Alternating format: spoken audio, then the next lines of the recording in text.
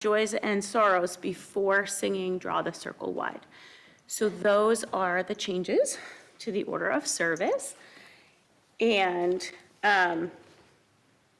with the holidays, there are several events coming up. So please see the perspective for all of those details. Our next announcement comes to us from the search team. Please make time to join us next Sunday after the service for a congregational forum being hosted by the search team. This will be a time for hearing the results of the survey that went out and is especially a time for you to bring your voice forward as we shape our ministerial search. I would now like to invite Celia and members of the board to come forward to share a message with us.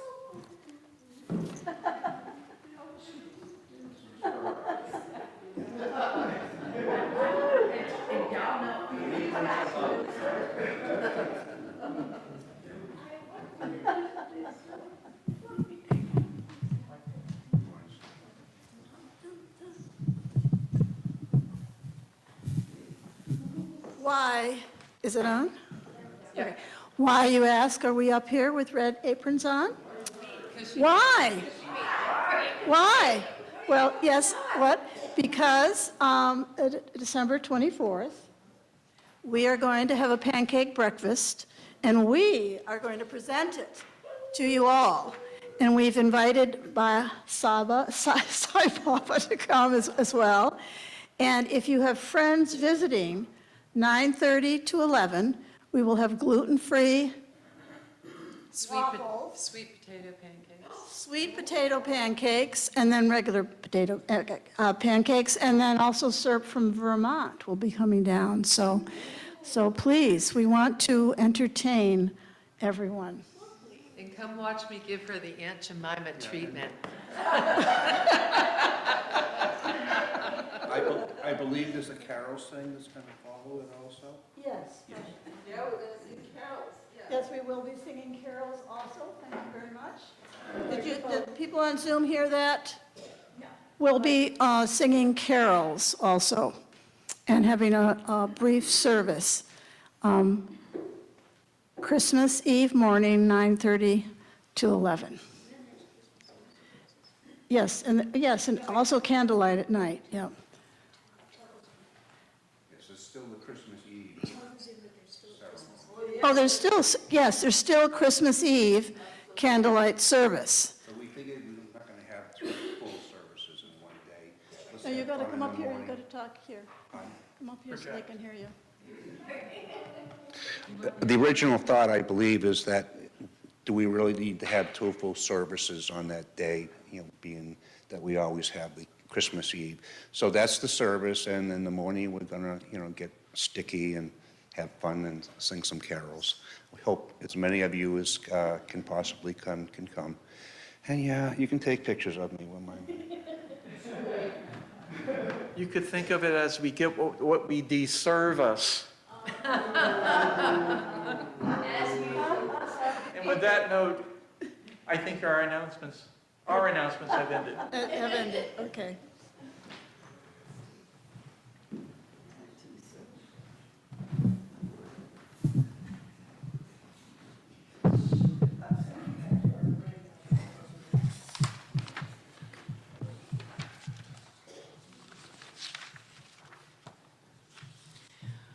Welcome to First Parish, Unitarian Universalist Northborough. I'm Cynthia Bushy. We are a community in multiple locations, so let's take a moment to greet one another by waving to those online and those around you until the chime is rung.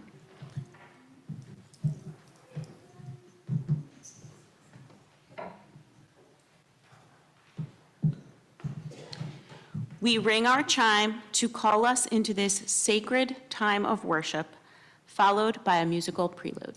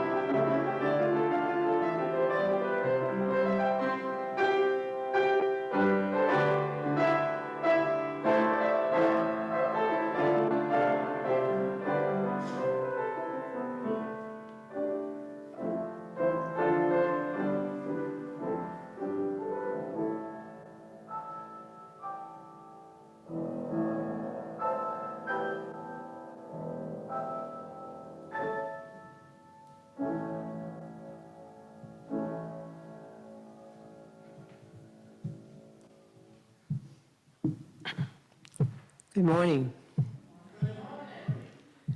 This morning, as our worship assistants light our chalice and our second Advent wreath candle, which stands for peace, we are going to read the opening words together, which are number 431 and can also be found in the order of service. O spinner, weaver of our lives, your loom is love. May we who are gathered here, empowered by that love, to weave new patterns of truth, justice, into a web of life that is strong, beautiful, and everlasting.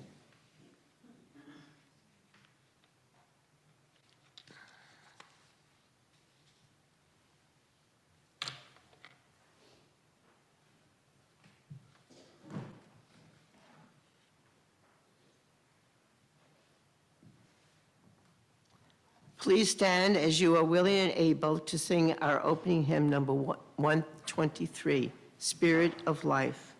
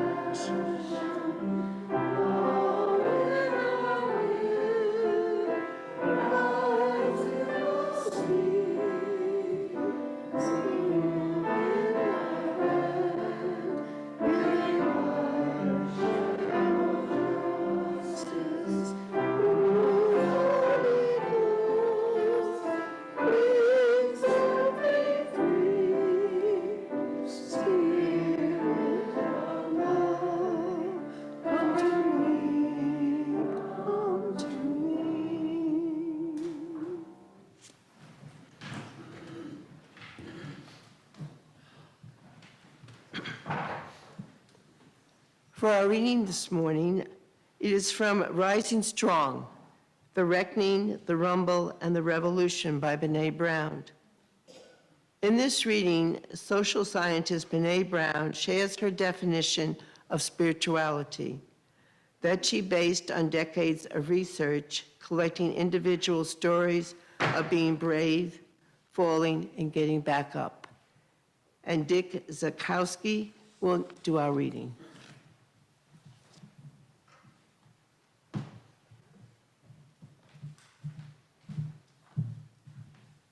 Thank you, Audrey.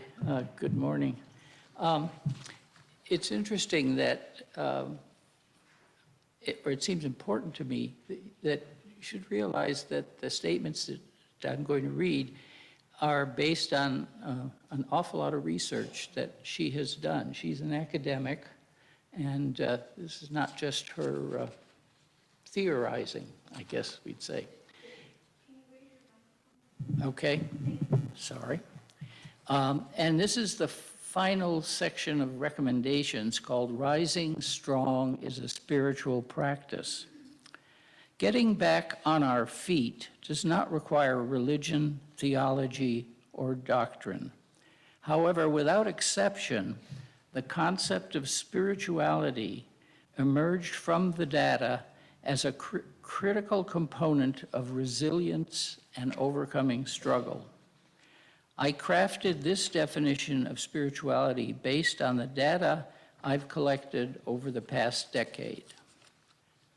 Spirituality is recognizing and celebrating that we are all inextricably connected to one another by a power greater than all of us, and that our connection to that power and to one another is grounded in love and belonging.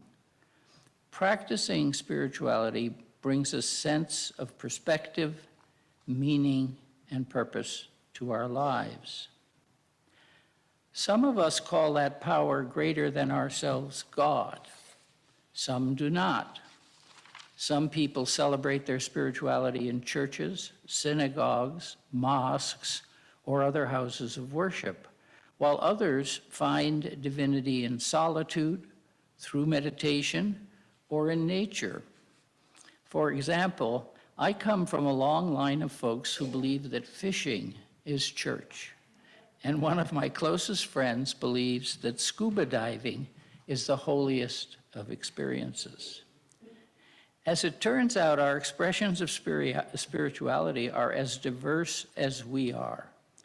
When our intentions and actions are guided by spirituality, our belief in our interconnectedness and love, our everyday experiences can be spiritual practices. We can transform teaching, leading, and parenting into spiritual practices. Asking for and receiving help can also be spiritual practices.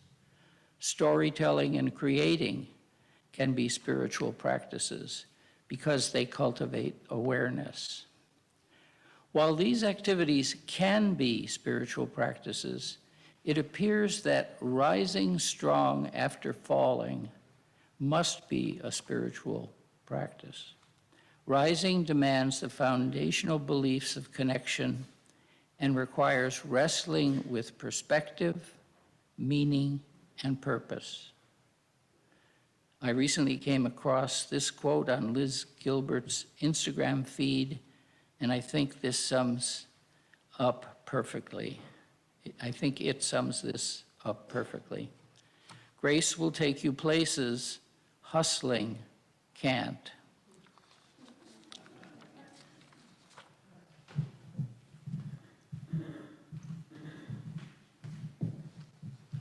Thank you, Dick.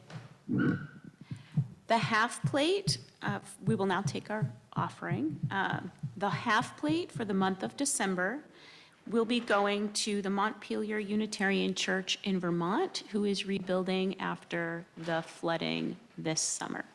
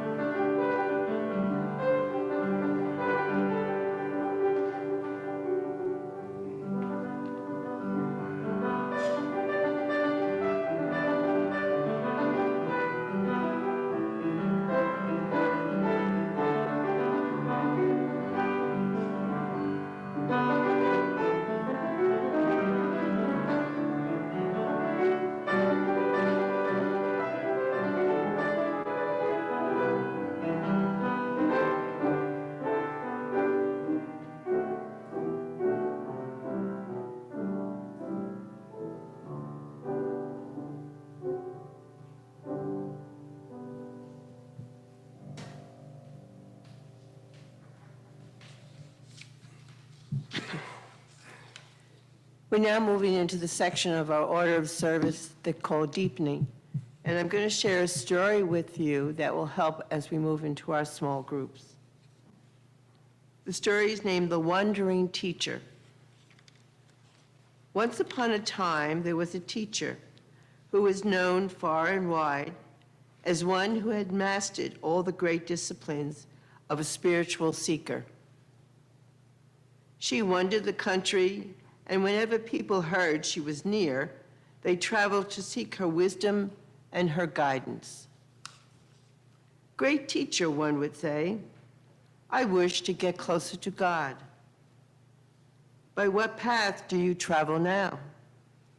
She would ask.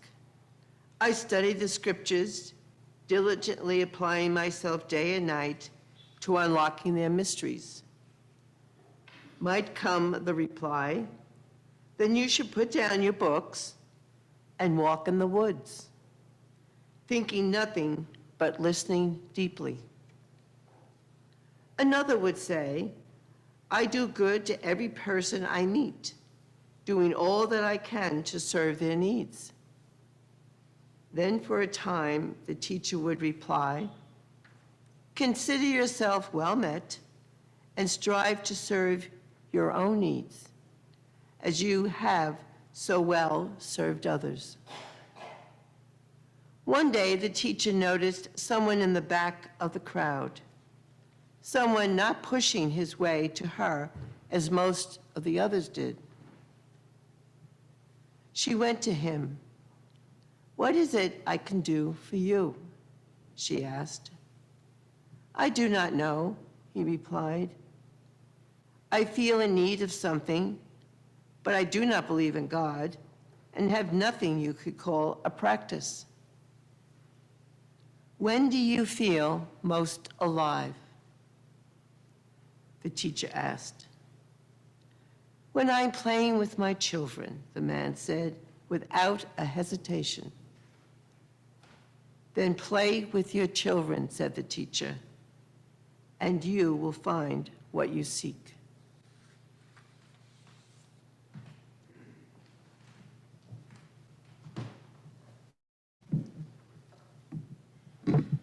Today's facilitators, could you raise your hand if you're a facilitator? I didn't get around to everyone. 1, 2, 3, 4, 5. Awesome. The 5 people with hands up, you are today's facilitators. Thank you. Some of you have your talking stick and your copy of the guidelines that our Finding Our Way Together agreement. If you do not, I will get you those before we begin. So today's facilitators each have or will have a talking stick and a copy of our agreement. We will briefly review together the talking stick guidelines right now.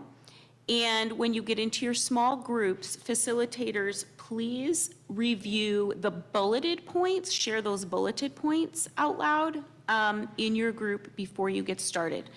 Not the big blurb at the top, but the second half of the agreement.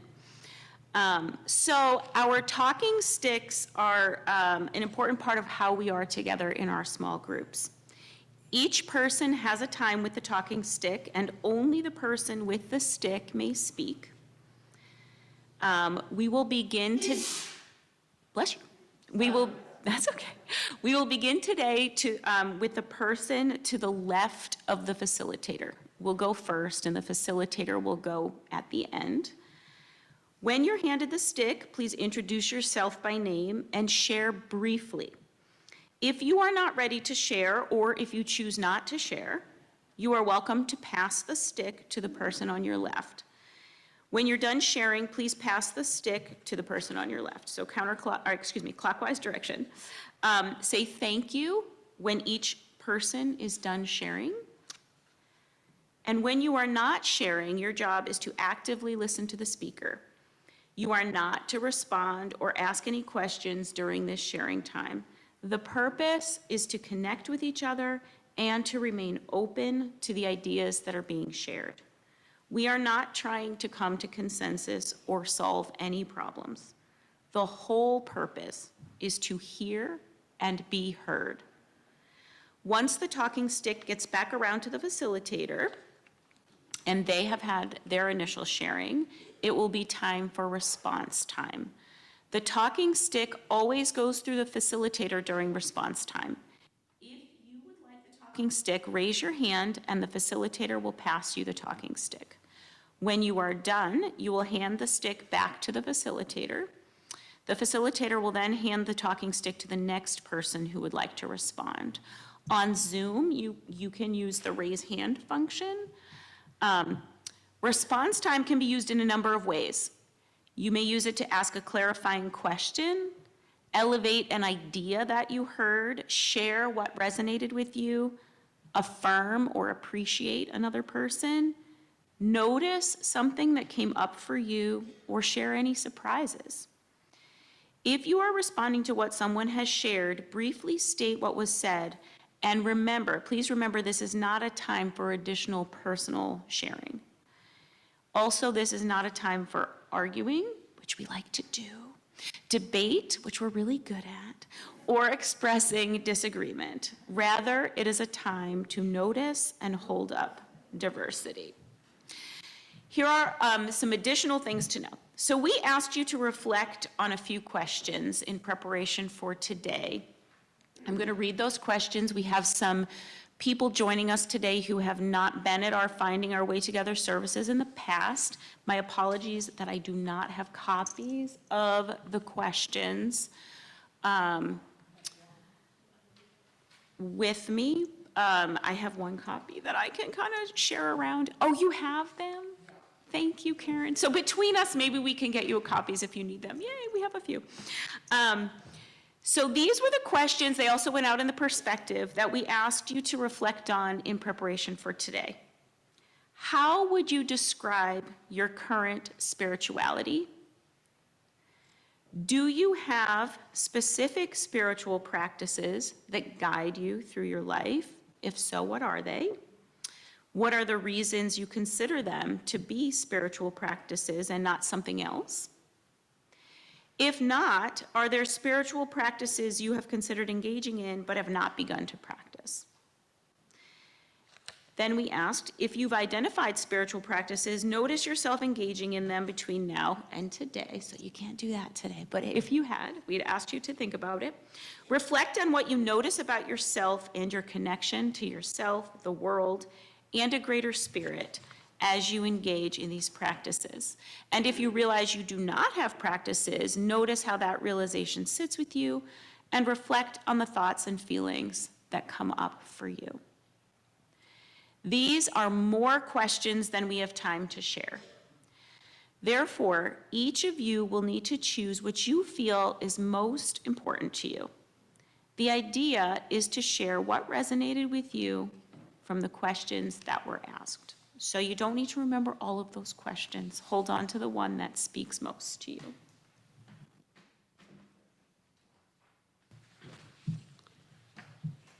Before we break into the small groups, we want to take a period of time to kind of meditate and also perhaps do some free writing, which we've done before. Again, it's free writing, you just put pen to paper and go. No judging, no editing.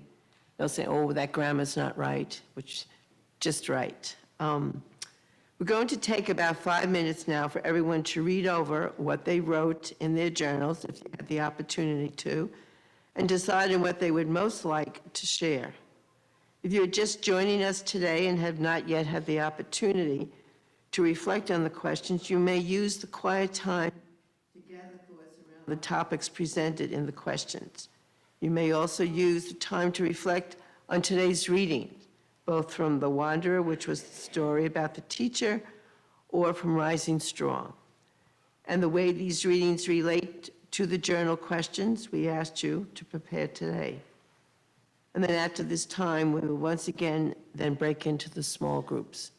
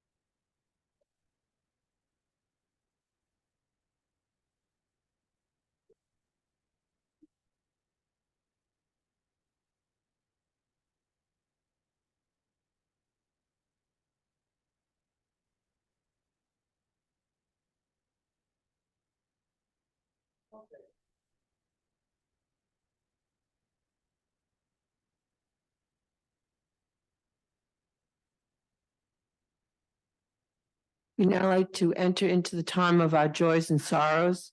Draw the circle wide.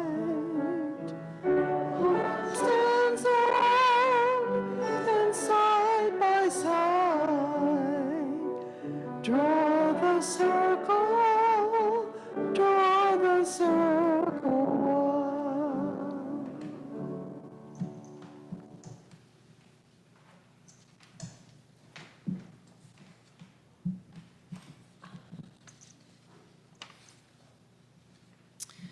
In your small groups today, you had a time for sharing about what you consider to be your personal spiritual practices.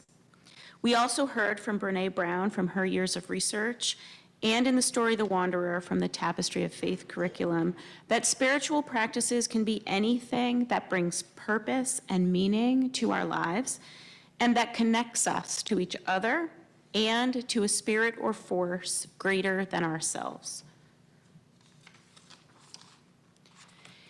In the Spirit and Practice curriculum from Tapestry of Faith, Eric Walker Wickstrom organizes spiritual practices into 8 spheres. We are going to share these with you now.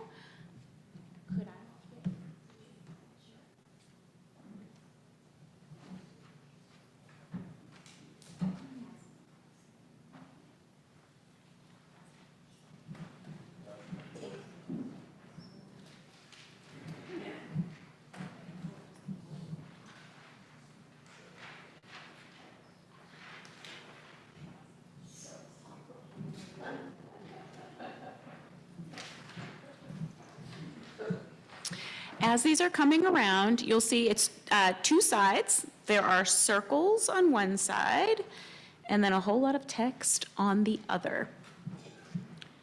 I'm going to read through this list on the back, and as I do, you have a job to do. So you're going to think about your own spiritual practices and just jot down just make a little check mark in the circle for each practice you have that you would place into a particular sphere. So I want to make sure that everyone understands.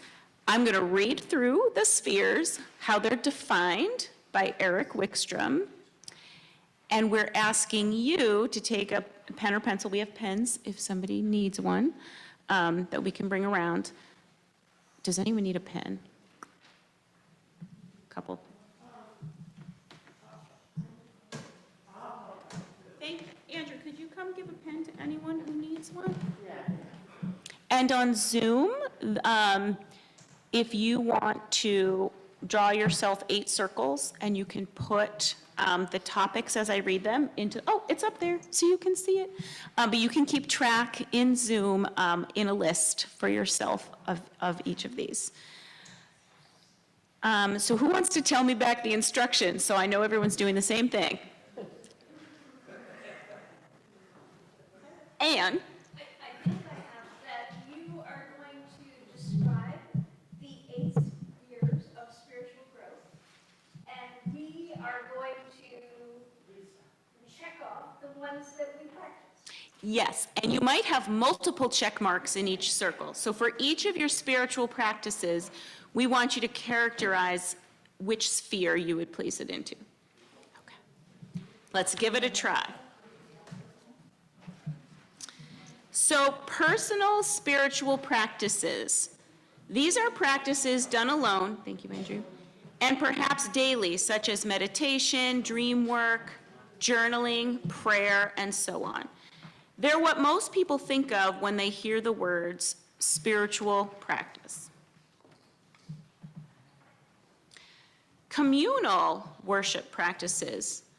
Although Unitarian Universalists affirm the uniqueness and individual nature of a person's spiritual path, our movement is also founded on a belief that community is essential to that journey. Regular engagement with communal worship, the ongoing and collective search for truth and meaning, is one way of supporting this belief. Spiritual partnerships.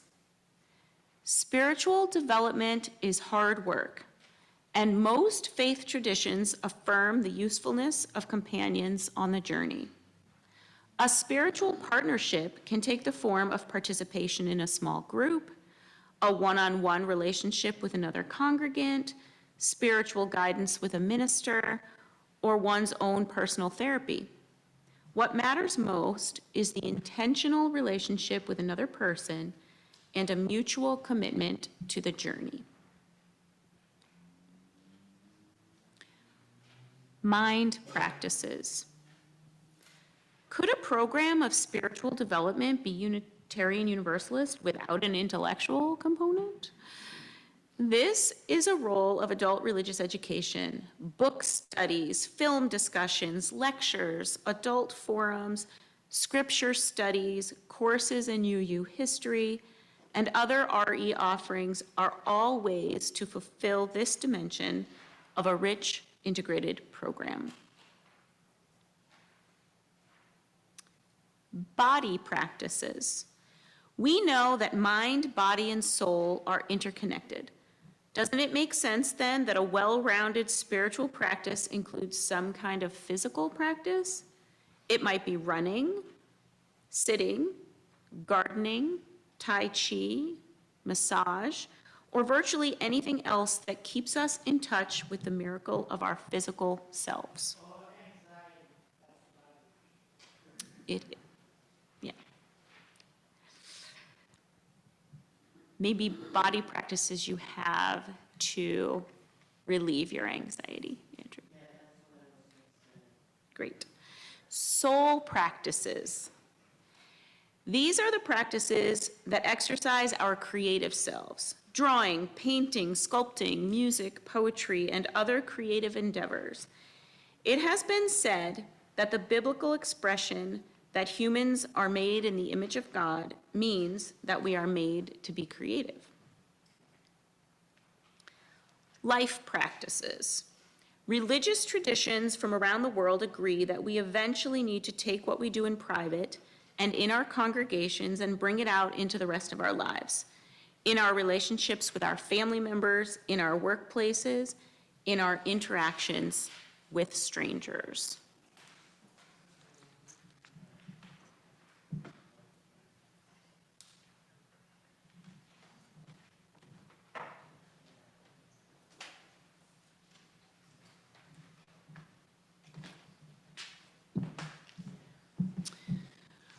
What we want to do, but looking at the time, we want to be mindful of the time, so we're going to carry this next part over to coffee hour.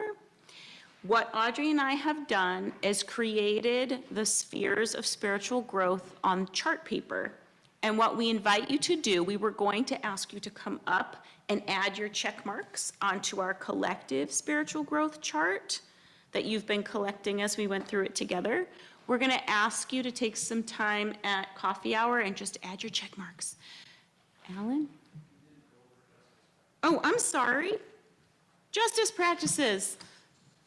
A fully mature spirituality does not stop at the goal of transforming oneself, but must extend beyond oneself to others and include a vision of transforming the world. It snuck onto the other side. That's why I'm missing.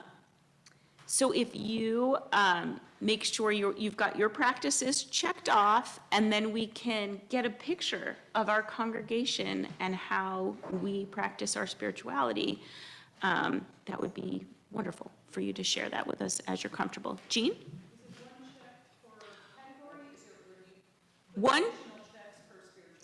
That one. So Jean asked, is it one check per category or one check per practice? And it's per spiritual practice. So for example, under personal, you might have 4 checks. And over here under communal, maybe you have 1. So as many check marks. You should have all of your practices represented with its own check mark. And then we'll add our check marks onto our communal spiritual growth board after the service. And now,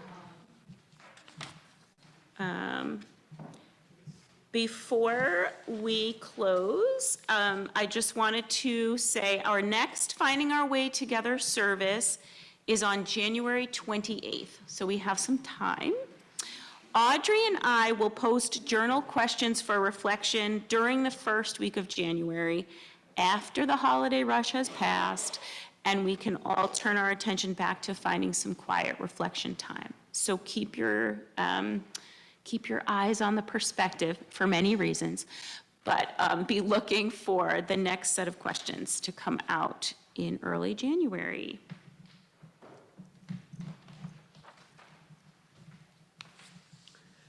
So for our final hymn, we chose Amazing Grace. And I think it's just what we've been sharing in the groups, I think is amazing, and the support we've been giving to each other. So bring that with you when we sing. And we'd like to replace the word wretch for soul. Somehow wretch just doesn't do it for me.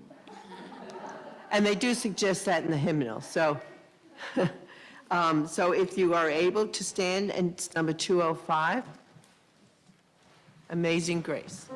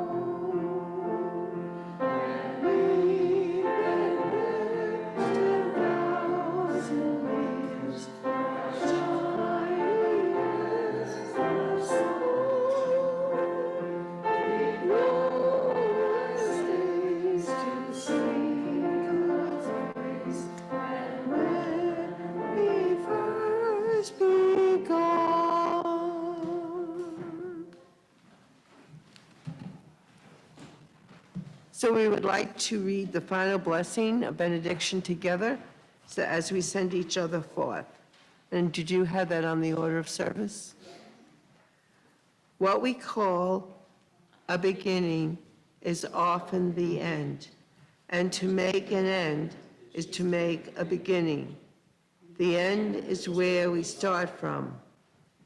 We shall not cease from exploration, and the end of all our exploring will be a drive where we started and know the place for the first time. If we could extinguish the chalice lights.